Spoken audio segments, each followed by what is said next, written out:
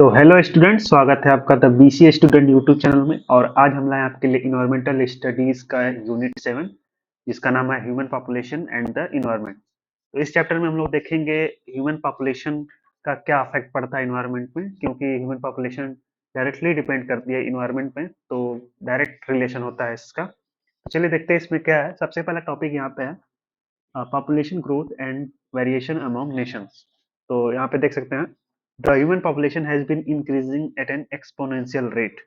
तो जैसा कि आप जानते हैं कि ह्यूमन पॉपुलेशन एक बहुत ही इंपॉर्टेंट और क्रिटिकल सब्जेक्ट है, जो हमारे इन्वायरमेंट और डेवलपमेंट दोनों को प्रभावित करता है।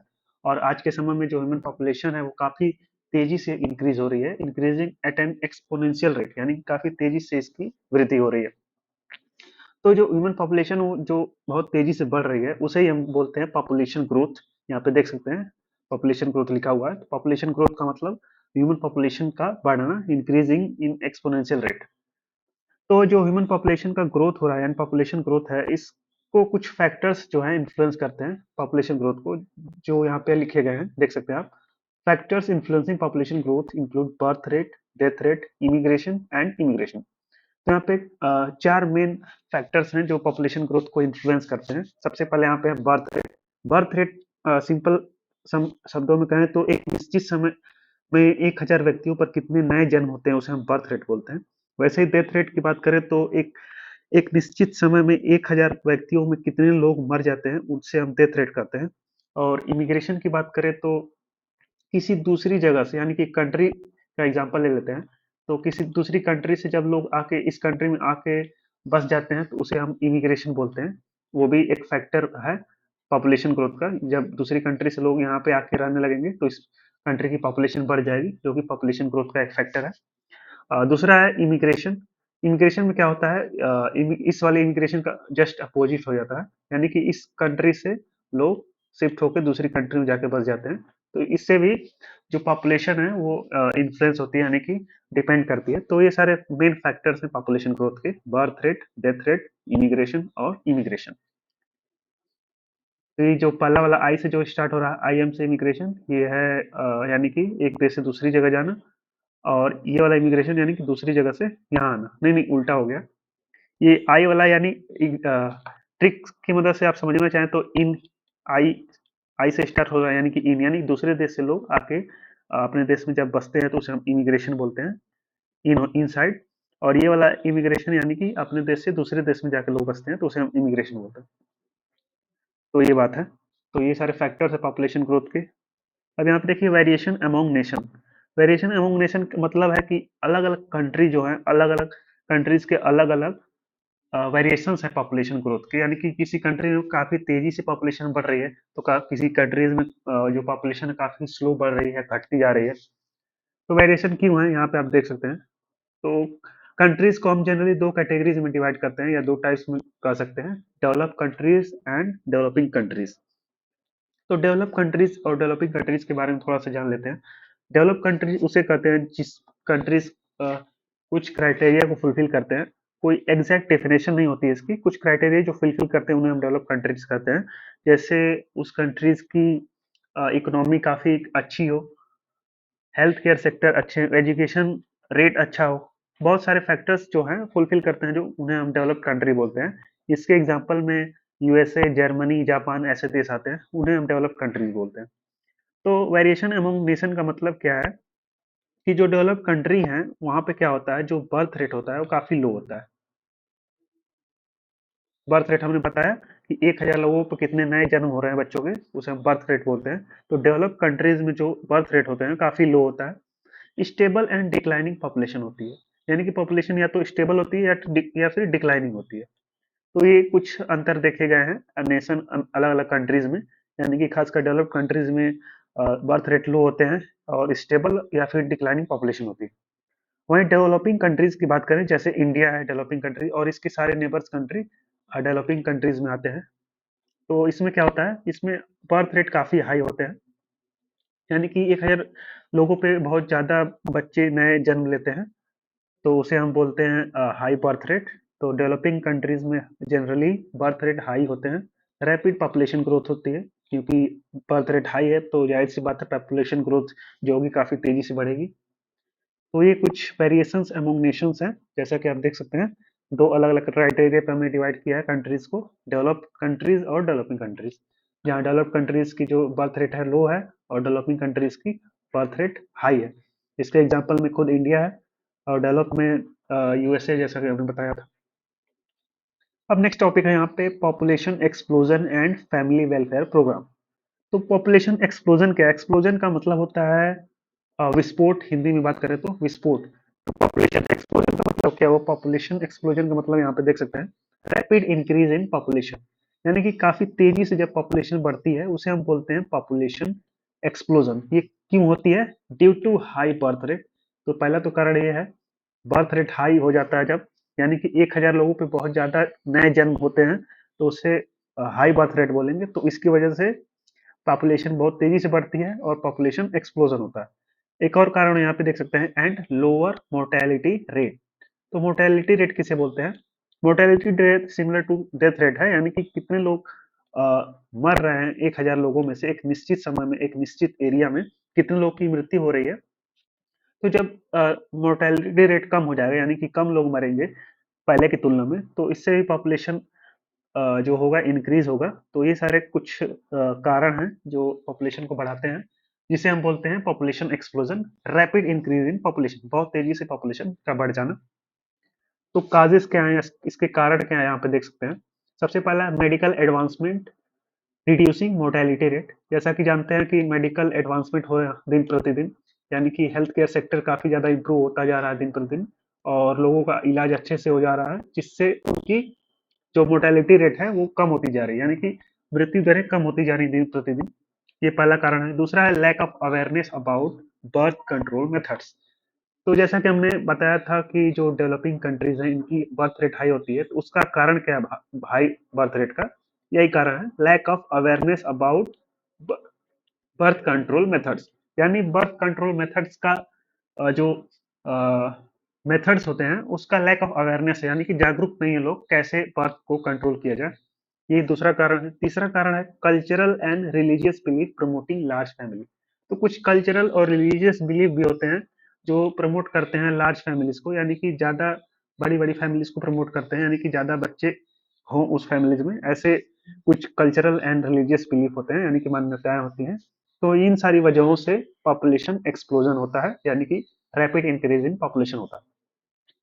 तो ये तो हो गए कारण। इसके इफेक्ट क्या पड़ता है ये देखिए यहाँ पे, स्ट्रेन ऑन नेचुरल रिसोर्सेस। तो जैसा कि हमने पिछले चैप्टर्स में पढ़ा है नेचुरल रिसोर्सेस के बारे में, जो कि लिमिटेड अमाउंट में है, जो नेचुरल रिसोर्सेस हैं। तो जब नेचुरल रिसोर्सेस लिमिटेड हैं और उन्हीं पे हम लोग डिपेंड है, यानी कि ह्यूमन पॉपुलेशन कम्प्लीटली डिपेंड है नेचुरल रिसोर्सेस पे, और जब पॉपुलेशन जब बढ़ जाएगी तो रिसोर्स तो उतने ही रहेंगे। तो जो रिसोर्सेस हैं नेचुरल रिसोर्सेस उस पर जब पॉपुलेशन बढ़ जाएगी तो दबाव बढ़ेगा, यानी स्ट्रेन ऑन नेचुरल रिसोर्स, यानी प्रेशर ज्यादा बढ़ जाएगा नेचुरल रिसोर्सेज पे। उतने ही में सब लोगों को एडजस्ट करना पड़ेगा। Increase population and environmental degradation. तो पॉपुलेशन एक्सप्लोजन से क्या होता है? रैपिड इंक्रीज इन पॉपुलेशन, वही सेम चीज यहाँ पे लिखी गई है। इंक्रीज पॉपुलेशन होगी और उसकी वजह से क्या होगा? इन्वायरमेंटल डिग्रेडेशन होगा, इन्वायरमेंट की बर्बादी होगी दिन प्रतिदिन, जब लोग ज्यादा होंगे और मैनेज ठीक से नहीं किया जाएगा तो। और कितना ही मैनेज कर लिया जाएगा, जब पॉपुलेशन इतनी ज्यादा हो जाएगी कि कंट्रोल में ही ना हो, तो इन्वायरमेंटल डिग्रेडेशन होना जाहिर सी बात है। तीसरा इफेक्ट है हायर अनएम्प्लॉयमेंट एंड पॉवर्टी। जब पॉपुलेशन बहुत ज्यादा होगी तो अनएम्प्लॉयमेंट भी बढ़ेगा, यानी कि बेरोजगारी बढ़ेगी, और बेरोजगारी के कारण गरीबी भी बढ़ेगी। ये कुछ इफेक्ट्स हैं पॉपुलेशन एक्सप्लोजन के। अब इसके रिस्पॉन्स में देखिए क्या हो रहा है। Family welfare programs. Family welfare programs क्या होते हैं? Government initiatives to control population growth, यानी कि गवर्नमेंट इनिशिएटिव लेती है ताकि पॉपुलेशन ग्रोथ को कंट्रोल किया जा सके, उसे हम फैमिली वेलफेयर प्रोग्राम कहते हैं। यानी कुछ प्रोग्राम्स गवर्नमेंट चलाती है ताकि पॉपुलेशन ग्रोथ को कंट्रोल किया जाए। Promoting contraception, family planning, education, women empowerment. तो ये कुछ तरीके हैं कंट्रासेप्शन को प्रमोट करना, फैमिली प्लानिंग, एजुकेशन, यानी फैमिली प्लानिंग के बारे में बताना लोगों को, वुमेन एम्पावरमेंट करना। ये सारी चीजें जो है फैमिली वेलफेयर प्रोग्राम्स हैं जो गवर्नमेंट चलाती है, और कुछ एनजीओ भी चलाते हैं ये सारी चीजें। तो ये फैमिली वेलफेयर प्रोग्राम होते हैं इसे। अब नेक्स्ट टॉपिक है environment and the human health. Environment and human health. तो इन्वायरमेंट से ही डायरेक्ट डिपेंड है ह्यूमन, और उससे डायरेक्टली डिपेंड है health. Environmental factor affecting human health. तो यहाँ पे कुछ इन्वायरमेंटल फैक्टर्स हैं जो ह्यूमन हेल्थ को डायरेक्टली अफेक्ट करते हैं। यहाँ पे देख सकते हैं आप, एयर पॉल्यूशन। तो यानी कि पॉल्यूशन वाले चैप्टर में हमने डिटेल में पढ़ा था एयर पॉल्यूशन, वाटर पॉल्यूशन और बहुत सारे पॉल्यूशन के बारे में। तो एयर पॉल्यूशन से क्या इफेक्ट पड़ता है ह्यूमन हेल्थ पे, यहाँ पे देख सकते हैं, लीडिंग टू रिस्पिरेटरी डिजीजेस, यानी कि सांस लेने से संबंधित बहुत सारी बीमारियों को जनरेट करता है। यानी कि ये air pollution leading to respiratory disease, यानी काफी सीरियस डिजीजेस हो सकती हैं इससे। मोस्ट कॉमन अस्थमा है, अस्थमा से बहुत ज्यादा लोग प्रभावित होते हैं, यानी कि इससे सफर करते हैं। और भी बहुत सारी सीरियस डिजीजेज हैं जो एयर पॉल्यूशन से होती हैं, लंग कैंसर जैसी चीजें हो सकती हैं। यहाँ पे देख सकते हैं दूसरा है water pollution causing water borne diseases, यानी कि वाटर पॉल्यूशन से पानी वाली बीमारियां बहुत सारी चीजें होती हैं, जैसे मलेरिया, डेंगू जैसी सीरियस डिजीजेस होती हैं। तो ये सारे कुछ इन्वायरमेंटल फैक्टर्स हैं जो ह्यूमन हेल्थ को अफेक्ट करते हैं। तीसरा है climate change affecting food security and diseases pattern. तो क्लाइमेट चेंज से फूड सिक्योरिटी भी अफेक्ट होती है, और उससे डिजीजेस का पैटर्न भी काफी ज्यादा अफेक्ट होता है, यानी कि नई नई तरह की बीमारियां उत्पन्न होती है जो पहले कभी ना देखी हो ना सुनी हो। तो ये सब क्लाइमेट चेंज से होता है, इसीलिए क्लाइमेट चेंज एक काफी सीरियस इशू है। इसके बाद है importance of clean water, sanitation and population control in maintaining health, यानी कि हमें हेल्थ को मेंटेन करना है तो इम्पोर्टेंस ऑफ क्लीन वाटर हमें जानना चाहिए, सैनिटेशन के बारे में समझना चाहिए, और पॉपुलेशन कंट्रोल काफी ज्यादा जरूरी है फॉर मेंटेनिंग हेल्थ, यानी कि हेल्थ ह्यूमन हेल्थ को मेंटेन करने के लिए काफी ज्यादा इंपॉर्टेंट चीजें हैं सारी चीजें। तो नेक्स्ट टॉपिक है ह्यूमन राइट्स। तो ह्यूमन राइट्स में क्या देख सकते हैं यहाँ पे, fundamental rights that protect individual freedom and dignity. Freedom का मतलब आजादी, और डिग्निटी का मतलब होता है सम्मान। यानी कि मानव अधिकार वो मूल अधिकार होते हैं जो हर एक इंसान को उसकी जिंदगी जीने की आजादी, डिग्निटी यानी सम्मान और सुरक्षा देती है।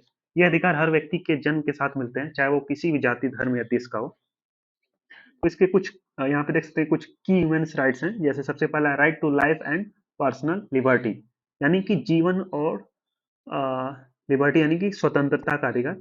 हर इंसान को जीवन जीने का और उसे अपने खुद के फैसले लेने का अधिकार है, किसी को भी जबरदस्ती कुछ करने पर मजबूर नहीं किया जा सकता। दूसरा है right to clean air water and healthy environment, यानी कि स्वच्छ हवा, पानी और स्वस्थ वातावरण का अधिकार। हमें स्वच्छ हवा, साफ पानी और एक स्वच्छ पर्यावरण में जीने का अधिकार है, क्योंकि ये हमारे स्वास्थ्य के लिए जरूरी है। तीसरा है right to equality and non discrimination. Right to equality का मतलब है समानता, और एंड नॉन डिस्क्रिमिनेशन का मतलब है भेदभाव के विरोध का अधिकार। यानी कि हर व्यक्ति बराबर है, चाहे वो लड़का हो या लड़की, अमीर हो या गरीब, किसी के साथ जाति, धर्म, रंग या जेंडर के आधार पर भेदभाव नहीं होना चाहिए। ये भी हमारे पास राइट है। तो importance of human rights in ensuring environmental justice and sustainability, इसका क्या मतलब है, इन्वायरमेंटल जस्टिस यानी कि पर्यावरण न्याय। हर किसी को एक साफ और सुरक्षित वातावरण चाहिए होता है जिससे सभी लोग अच्छी जिंदगी जी सके। जब लोगों के अधिकार सुरक्षित होते हैं तो तो समझ और तो समाज और पर्यावरण दोनों ही बेहतर होते हैं। Importance of human rights in ensuring environmental justice and sustainability, यानी कि हर किसी को एक साफ और सुरक्षित वातावरण चाहिए होता है जिससे सभी लोग अच्छी जिंदगी जी सकें। जब लोगों के अधिकार सुरक्षित होते हैं तो समाज और पर्यावरण दोनों ही बेहतर होते हैं। नेक्स्ट टॉपिक है वैल्यू एजुकेशन। वैल्यू एजुकेशन यानी कि मूल्य शिक्षा। वैल्यू का मतलब मूल्य, एजुकेशन मतलब शिक्षा। Education that instil ethical and moral values in individual, यानी कि वैल्यू एजुकेशन का मतलब होता है ऐसी शिक्षा जो हमारे अंदर नैतिक यानी कि मोरल और आचरण संबंधित यानी कि इथिकल गुणों को बढ़ावा देती है। ये सिर्फ किताबी ज्ञान तक नहीं सीमित होती, बल्कि हमें अच्छे इंसान बनाने में भी काफी मदद करती है। इसके कुछ इंपॉर्टेंस यहाँ पे आप देख सकते हैं। सबसे पहला इंपॉर्टेंस है promote awareness and environmental conservation, यानी कि जो वैल्यू एजुकेशन हमें बताती है कि कैसे प्रकृति का ध्यान रखा जाए, और ये क्यों जरूरी है, जैसे पेड़ लगाना, पानी बचाना और पॉल्यूशन को कम करना। दूसरा इंपॉर्टेंस है encourage responsible and sustainable behaviour, यानी कि जब हम अच्छे वैल्यूज को अपनाते हैं तो हम अपने आसपास के लोगों को भी पर्यावरण के प्रति जिम्मेदार बनाते हैं। ये भी इनकरेज करता है, रिस्पॉन्सिबल हमें बनाता है। तीसरा है foster social responsibility and empathy, यानी कि जो वैल्यू एजुकेशन हमें दूसरों के दर्द को समझने और उसे मदद करने की भावना जगाती है। Foster social responsibility and empathy, यानी दूसरों को प्रति, ये सारी चीजें हैं। नेक्स्ट टॉपिक है women and child welfare, ensuring the health education and protection of women and children. तो ह्यूमन यानी महिला और बाल कल्याण का मतलब होता है कि महिलाओं और बच्चों को स्वस्थ बनाना, यानी कि उनके स्वास्थ्य, शिक्षा और सुरक्षा का ध्यान रखना। जब महिला और बच्चे और सुरक्षित और क्या बोलेंगे, सख्त होंगे, तब तभी देश का विकास संभव होगा। तो इसके कुछ इशू हैं, देख सकते हैं यहाँ पे। Malnutrition and poor health care access, यानी कि गरीबी और जानकारी की कमी की वजह से महिला और बच्चों पोषण की कमी और स्वास्थ्य समस्या से जूझते हैं। Malnutrition and poor health care access. दूसरा इशू है gender discrimination and lack of education opportunity. तो जैसा कि जानते होंगे आप, कई जगह पे लड़कियों को लड़कों से बराबर शिक्षा और मौके नहीं मिलते, इससे उनका विकास रुक जाता है। तो ये कुछ जेंडर डिस्क्रिमिनेशन की वजह से भी जो क्या कहते हैं, एजुकेशन अपॉर्चुनिटी नहीं मिल पाती। गवर्नमेंट इनिशिएटिव्स, तो जैसा कि जानते होंगे गवर्नमेंट कुछ इनिशिएटिव लाती है वुमेन एम्पावरमेंट के लिए। जैसे यहाँ पे देख सकते हैं, सबसे पहला integrated child development and services, ICDS बोलते हैं जिसको, यानी कि बच्चों को पोषण, शिक्षा और स्वास्थ्य सेवाएं देने के लिए ये कार्यक्रम चलाया जाता है। यानी कि इंटीग्रेटेड चाइल्ड डेवलपमेंट सर्विसेज एक गवर्नमेंट इनिशिएटिव है। दूसरा है बेटी बचाओ बेटी पढ़ाओ, जो कि काफी पॉपुलर है, आपने बहुत जगह देखा होगा ऐसे, save the girl child and educate the girl child. ये योजना इस योजना का उद्देश्य लड़कियों को सुरक्षित करना और उनकी शिक्षा को बढ़ावा देना है। तीसरा गवर्नमेंट इनिशिएटिव है maternal and child health care programme, यानी कि मैटरनल यानी कि माँ और बच्चों के लिए स्वास्थ्य सुविधाएं जैसे वैक्सीनेशन, पोषण और मेडिकल चेकअप्स उपलब्ध कराना, ये सारी चीजें आती हैं इसमें। तो ये कुछ गवर्नमेंट इनिशिएटिव्स हैं जो वुमेन एंड चाइल्ड वेलफेयर के लिए बनाया गया है। नेक्स्ट टॉपिक है role of information technology in environment and human health. तो यानी कि टेक्नोलॉजी का क्या रोल है ह्यूमन इन्वायरमेंट और ह्यूमन हेल्थ में, यहाँ पे देख सकते हैं। सबसे पहला है environmental monitoring, use of GIS. GIS का फुल फॉर्म होता है जियोग्राफिक इंफॉर्मेशन सिस्टम, इसके बारे में बताएंगे। Satellite imagery and data analytics to monitor environmental changes, यानी कि इन्वायरमेंटल मॉनिटरिंग का मतलब है आईटी टूल्स, जैसे ये जीआईएस के बारे में बताया हमने, geographic information system, satellite imagery और डेटा एनालिटिक्स का यूज करके हम इन्वायरमेंट यानी पर्यावरण में जो हो रहे बदलाव हैं उनको ट्रैक कर सकते हैं। जैसे कि हवा में प्रदूषण कितना है, या आप अपने मोबाइल से भी देख सकते हैं। जब वेदर चेक करते हैं तो एक आई इंडेक्स दिखाता है। ये सारी चीजें हम लोग इंफॉर्मेशन टेक्नोलॉजी की मदद से करते हैं। तो इससे हम लोग हवा में प्रदूषण कितना है, बढ़ गया है, ये सारी चीजें चेक कर सकते हैं। या ग्लोबल वार्मिंग का प्रभाव किस एरिया में ज्यादा है, ये सब आईटी के जरिए मॉनिटर किया जाता है। दूसरा है health informatics, digital health care records, telemedicine and AI based diseases detection. तो आजकल हॉस्पिटल या क्लिनिक में सभी पेशेंट के हेल्थ रिकॉर्ड्स को डिजिटली मेंटेन किया जाता है, जिससे डेटा सेव रहता है और डॉक्टर्स को ट्रीटमेंट देने में आसानी होती है। अब डॉक्टर्स वीडियो कॉल के जरिए भी पेशेंट का इलाज करते हैं, जो दूर दराज के इलाकों के लोगों के लिए बहुत ज़्यादा फायदेमंद है। और आर्टिफिशियल इंटेलिजेंस की मदद से बीमारियां जैसे कैंसर, डायबिटीज या हार्ट प्रॉब्लम को जल्दी पहचाना जा सकता है। तो ये काफी ज्यादा इंप्रूवमेंट हुआ है हेल्थ सेक्टर में इंफॉर्मेशन टेक्नोलॉजी की मदद से। तीसरा है awareness and education, online campaigns, e learning platforms and mobile apps for spreading awareness. जैसा कि आप जानते होंगे, आईटी यानी कि इंफॉर्मेशन टेक्नोलॉजी के माध्यम से लोगों तक जागरूकता पहुंचाना बहुत ज्यादा आसान हो गया अब। सोशल मीडिया प्लेटफॉर्म्स पर इन्वायरमेंट और हेल्थ के बारे में अवेयरनेस कैंपेन चलाए जाते हैं। ऑनलाइन कोर्सेज और मोबाइल ऐप्स के जरिए पर्यावरण संरक्षण और सुरक्षा की जानकारी दी जाती है उसको। ये सारी चीजें इंफॉर्मेशन टेक्नोलॉजी की मदद से ही पॉसिबल हो चुकी है। आठवां और लास्ट टॉपिक है केस स्टडीज है। इस पे यहाँ पे 3 केस स्टडीज दी गई हैं, जैसा कि आप देख सकते हैं स्क्रीन पे। सबसे पहला है भोपाल गैस ट्रेजेडी। तो इसमें हुआ क्या था, यहाँ पे पहले सबसे पहले पढ़ लेते हैं। इंडस्ट्रियल डिजास्टर है ये, leading to severe health and environmental consequence. तो इंडस्ट्रियल डिजास्टर है। तो हुआ क्या था, सबसे पहले ये समझ लेते हैं। बात है 1984 की और बात है भोपाल की। भोपाल यानी कि मध्य प्रदेश की राजधानी है और काफी बड़ा शहर है। तो भोपाल में 1984 में एक केमिकल फैक्ट्री थी जिसका नाम था यूनियन कार्बाइड ऐसे करके कुछ था। उसमें हुआ क्या था कि रात के टाइम ही मिथाइल आइसोसाइनाइड जो काफी जहरीली गैस होती है वो लीक हो गई थी। यानी कि लीक होते ही रह गई थी रात भर कुछ मेंटेनेंस इशू की वजह से। उससे हुआ क्या, हजारों लोग तो तुरंत मर गए और लाखों लोगों को सांस लेने की प्रॉब्लम हो गई। आंखों की तकलीफ होने लगी, दूसरी स्वास्थ्य समस्याएं हो गई। ये ट्रेजेडी दिखाती है कि इंडस्ट्रियल सेफ्टी कितनी ज्यादा जरूरी है। इंडस्ट्रियल में उस समय सेफ्टी के रूल्स वहां पे फॉलो नहीं हो रहे थे अच्छे से, इसलिए ये डिजास्टर हुआ और काफी ज्यादा दर्दनाक समय था उस समय। इस पे एक वेब सीरीज भी बनी है, द रेलवे मैन ऐसे करके कुछ है, आप चाहे तो देख सकते हैं, उसके ऊपर है। दूसरा है चेरनोबिल न्यूक्लियर डिजास्टर। तो इसमें क्या हुआ था, ये उससे 2 साल बाद की बात है। ये इंडिया की बात नहीं है, चेरनोबिल की बात है। तो 1986 में यूक्रेन के चेर्नोबिल न्यूक्लियर पावर प्लांट, यानी कि यूक्रेन जो कंट्री है, आपने नाम सुना होगा इसके बारे में ज्यादा। आजकल तो काफी ज्यादा इसका नाम चल रहा है न्यूज चैनल पे। तो 1984 में यूक्रेन यूक्रेन के चेर्नोबिल न्यूक्लियर पावर प्लांट में एक बड़ा न्यूक्लियर रिएक्टर ब्लास्ट हो गया था। इससे हुआ क्या, इस ब्लास्ट से रेडियो एक्टिव मटेरियल्स इन्वायरमेंट में फैल गए, जिससे कैंसर जैसे बड़े रोग फैल गए। ये हादसा दुनिया के सबसे बड़े न्यूक्लियर डिजास्टर में से एक माना जाता है। इसका इम्पैक्ट आज भी देखा जाता है वहां पे।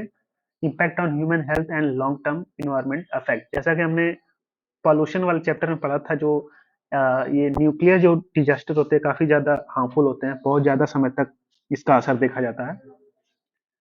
तीसरा है Chipko movement, environmental movement focus on forest conservation in India. तो चिपको मूवमेंट के बारे में हम पिछले चैप्टर्स में भी कई बार बता चुके हैं। तो ये 1970 में उत्तराखंड के गांव के लोगों ने स्टार्ट किया था ये मूवमेंट, खासकर महिलाओं ने। हुआ क्या था, पेड़ों को काटने से बचाने के लिए उन्हें गले लगाकर प्रोटेक्ट किया। इसे ही चिपको आंदोलन कहा गया।